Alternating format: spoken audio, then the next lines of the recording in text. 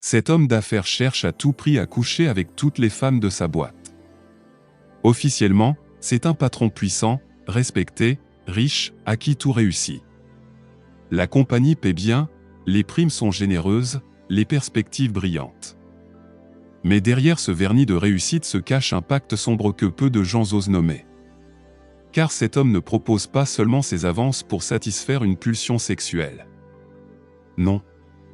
Chaque femme qu'il attire dans son lit devient une offrande dans un rituel occulte, un mécanisme invisible qui entretient sa richesse et son autorité, les femmes fortes, celles qui gardent leur intégrité, quittent aussitôt quand il ose leur faire la proposition. Mais la très grande majorité, par peur de perdre leur emploi, finissent par céder.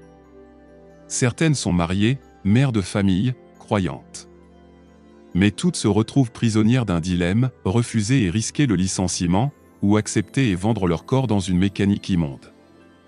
Et lui, froid, calculateur, aligne les conquêtes comme des sacrifices offerts à une force qui le dépasse. Dans ses croyances occultes, chaque femme soumise représente une porte ouverte vers l'abondance. Ce n'est pas un désordre sexuel, mais un vrai travail occulte immonde. À travers ces unions forcées, il vole l'énergie vitale de ces femmes. Il capture leur aura, leur force, leur lumière. Pour nourrir ses affaires et maintenir ses contrats.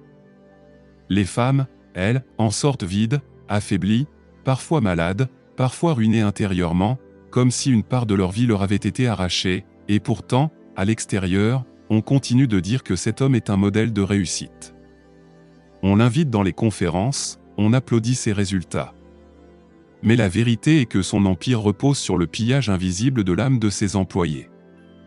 Voilà pourquoi ses affaires prospèrent, mais au prix de la dignité et du destin de dizaines de femmes sacrifiées à un autel qui n'a rien de spirituel, seulement une noirceur vorace. Souviens-toi, il existe des réussites qui sentent le sang et la honte. Quand un homme construit sa fortune en utilisant le corps et l'énergie des femmes, il ne fait pas seulement du mal à ses victimes. Il attire sur lui une dette spirituelle énorme qui finira tôt ou tard par l'engloutir. Parce que rien de ce qui est volé par la sorcellerie ne reste éternellement dans les mains de celui qui croit avoir gagné.